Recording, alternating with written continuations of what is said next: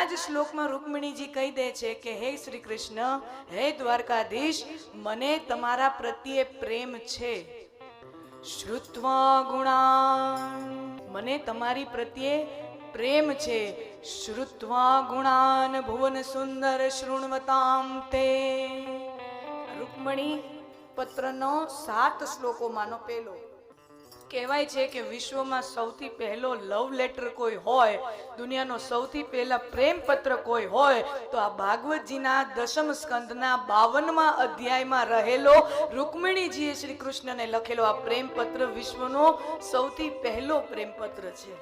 અને દ્વારકામાં જાઓ ને, દ્વારકાધીશ મંદિરના દર્શન કરવા સૌરાષ્ટ્રમાં, તો દ્વારકાધીશનું જે મંદિર છે, જગત મંદિર જેને કહેવાય, દ્વારકાધીશનું મુખ્ય મંદિર, ત્યાંના પૂજારીઓ જે સેવામાં હોય તો ભગવાનની જે સેવા અર્ચનમાં લાગેલા, એ સેવા કાર્યમાં લાગેલા જે પૂજારી હોય એ છેલ્લા 5200 વર્ષથી નિત્ય દ્વારકાધીશના કાનમાં આ રૂકમણીજીએ લખેલો પ્રેમ પત્ર આજની તારીખે વંચાવી અને ભગવાનની મૂર્તિને સંભળાવે છે.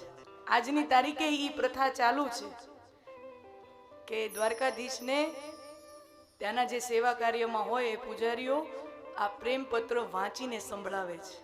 શ્રુત્વા ગુણાન ભુવન સુંદર શૃણવતામ તે. હે શ્રી કૃષ્ણ, મને તમારી સાથે પ્રેમ થયો છે. અને રૂકમિણી જાણે છે કે હું કોને પ્રેમ પત્ર લખું છું. હુ એમ આઈ રાઇટિંગ ટુ? હું કોને પ્રેમ પત્ર લખું છું? આ દ્વારકાધીશ છે. એ કોઈ જેવો તેવો પુરુષ નથી. દ્વારકાધીશને પત્ર મળશે કે હું તમને પ્રેમ કરું છું તો પહેલો પ્રશ્ન એ પૂછશે કે તમે મારામાં જોયું શું તે તમે મને પ્રેમ કર્યા? આપણે ક્યારેય મળ્યા નથી, આપણો કોઈ પરિચય નથી. हाँ सुनना, श्री कृष्ण और रुक्मिणी जी पहले कभी मिले नहीं हैं. हाँ, पहले कभी मिलन नहीं हुआ है. हाँ, કોઈ જગ્યાએ મળ્યા હોય અને એકબીજાને અનુરૂપ થઈ ગયા હોય એવી વાત નથી. રામાયણની અંદર પુષ્પ વાટિકામાં ભગવાન રામ વિશ્વામિત્રજી માટે ફૂલ ચૂંટવા માટે જાય છે ત્યારે ભગવાન રામ અને સીતાજીનું આમ જોઈએ તો એક વખત મિલન ત્યાં થાય છે સ્વયંવર પહેલા. હા, વર્ણન છે રામકથામાં. પણ અહીંયા એવી કોઈ ઘટના, કોઈ પરિચય જ નથી મળ્યા કે નથી કોઈ પરિચય. તો દ્વારકાધીશ તો મને પૂછશે કે આપણે તો મળ્યા નથી, કોઈ પરિચય નથી, કોઈ ઓળખાણ નથી, તો આ પ્રેમ થયો તો થયો કેવી રીતે? રૂકમણીજીને ખબર હતી કે દ્વારકાધીશ પૂછશે, કારણ કે કોઈ સાધારણ પુરુષ નથી. સાધારણ પુરુષ કોઈ હોય ને એને બહુ પ્રશ્ન ન થાય. એને તો કોઈક સ્ત્રી આપણને પત્ર લખ્યો એ વાત જ એના માટે પૂરતી હોય. કોકે આપણને પ્રેમ પત્ર લખ્યો એ વાત જ એના માટે ઇનફ હોય. એનો વિચાર બદલે એ પહેલા એને પરણી લ્યો, એનો વિચાર બદલે એ પહેલા જ એની સાથે લગ્ન કરી લ્યો. तो ये तो द्वारकाधीश है, पूछेंगे कि आपने मुझ में क्या देखा?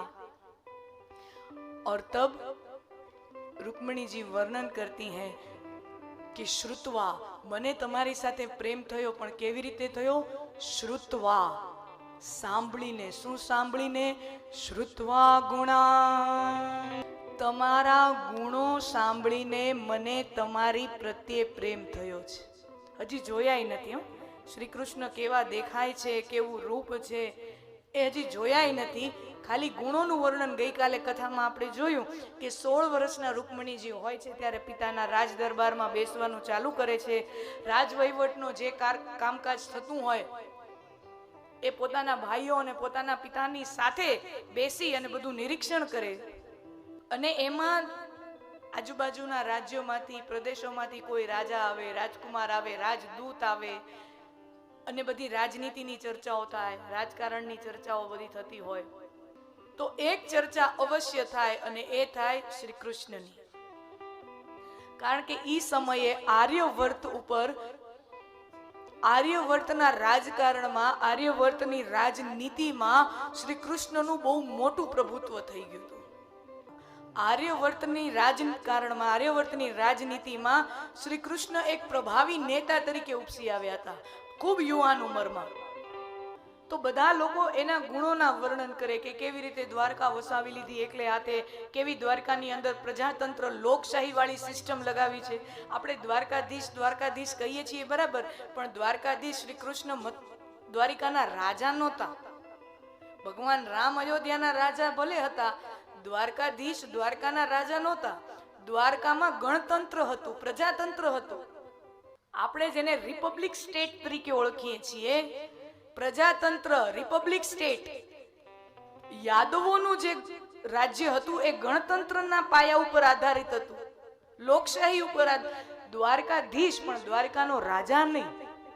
તો કેવી રીતે દ્વારકાધીશે નીતિ નિયમો ઘડી, બંધારણ ઘડી અને એને સરસ મજાની દ્વારકાને સમૃદ્ધ, આ બધા વર્ણનો ચર્ચા તો થાય ને, અલગ અલગ રાજાઓ ચર્ચા કરે. આ સાંભળીને, ગુણો સાંભળીને મને તમારા પ્રત્યે પ્રેમ થયો અને મેં નક્કી કર્યું, Bhuvan Sundar, you are the most handsome man in all 3 world's.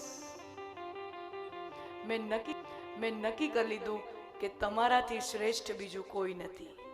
અહીંયા પ્રેમની શરૂઆત ગુણોને સાંભળીને થાય છે, ના કે રૂપને જોઈને. મેં તમારા ગુણો સાંભળ્યા એટલે મને તમારા પ્રત્યે પ્રેમ થયો. देखिए, प्रेम होना गलत बात नहीं है, लेकिन किस कारण से प्रेम होना चाहिए ये रुक्मिणी जी बताती हैं.